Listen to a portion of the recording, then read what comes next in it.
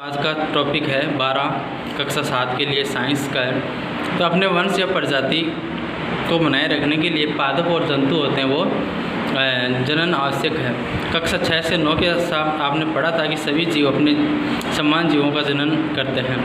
माता पिता से संतति का जन्म जनन कहलाता है। तो माता पिता अपनी संतान उत्पन्न करता है उसे जनन कहलाते हैं। जनन की विधियाँ, सबसे पहले हम पादपों के बारे में बात करते हैं। पुष्पी पादप जो होते हैं, जो पुष्प होते हैं, फूल होते हैं। विभिन्न भागों के बारे में पढ़ा था। पादप के विभिन्न भागों के नाम बताइए और प्रत्येक के प्रकारों के बारे में लिखना है। अधिकांश पादपों में मूल, तना और पत्तियां होती है। ये पादप के कायिक अंग कहलाते हैं। वृद्धि की निश्चित अवधि के बाद अधिकांश पादपों में पुष्प निकलते हैं। आपने बसंत ऋतु में आम के वृक्षों को पुष्पित होते देखा होगा।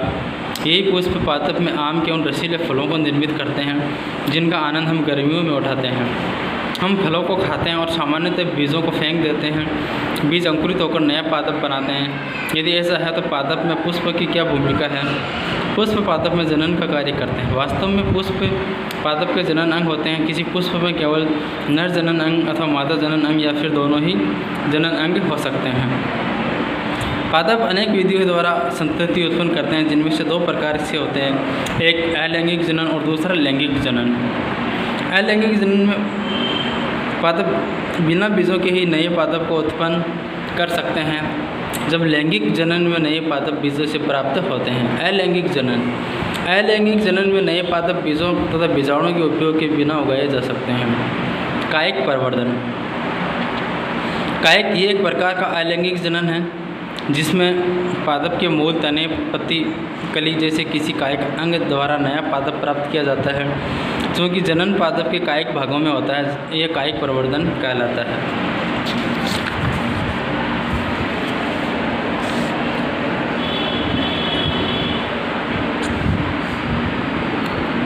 पत्तियों के निकलने में कितने दिन लगे, ये इसी क्रियाकलाप को जल से भरे पादप में मनी प्लांट का पौधा उगाकर दोहराइए और अपने प्रक्षेपणों को नोट कीजिए। आपने पुष्प कलिकाओं से पुष्प को खिलते देखा होगा। पुष्प कलिकाओं के अतिरिक्त पत्तियों के कक्ष, पत्ती के पर संवर्धन से बिंदु, ये कलिकाएँ मुकुल होती है। ये कलिकाएँ प्रोह के रूप में विकसित होती है और कायिक कलिकाएँ कहलाती है। कली में एक छोटा तना होता है जिसमें चारों ओर अपरिपक्व पत्तियाँ एक दूसरे के ऊपर अध्यारोपण कर रहती है। कायिक का कलिकाएँ भी नए पादप को जन्म देती है।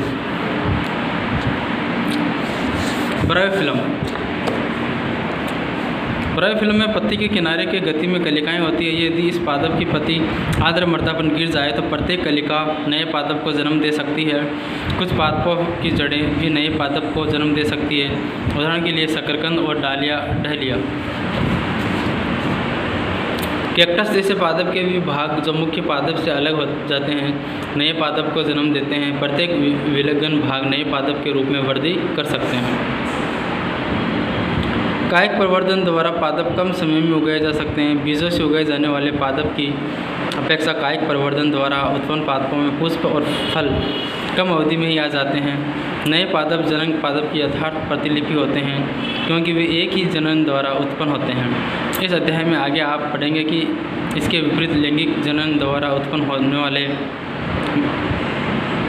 माता पिता दोनों के गुण होते हैं। लैंगिक जनन के परिणामस्वरूप पादप बीज उत्पन्न करते हैं।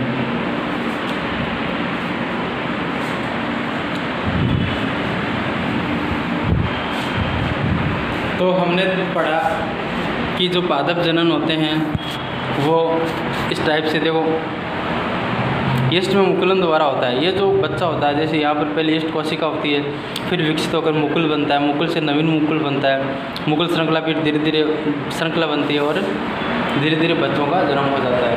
तो ये होता है मुकुलन। तो मुकुलन का भी यही का तरीका है कि कली के द्वारा हम धीरे धीरे उसको जो बच्चा जन्म होता है। तो पादप जनन हमने पढ़ा दो प्रकार के होते हैं, लैंगिक जनन होता है, अलैंगिक जनन होता है।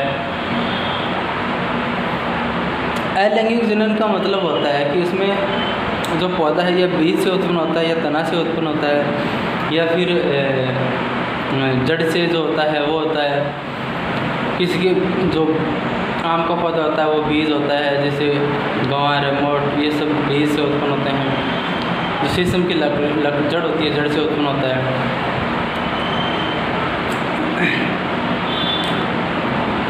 लैंगिक जनन में क्या होता है, इसमें नर और मादा की आवश्यकता होती है। नर और मादा निषेचन प्रक्रिया के द्वारा अपने संतान को उत्पन्न करता है। आज के लिए इतना ही।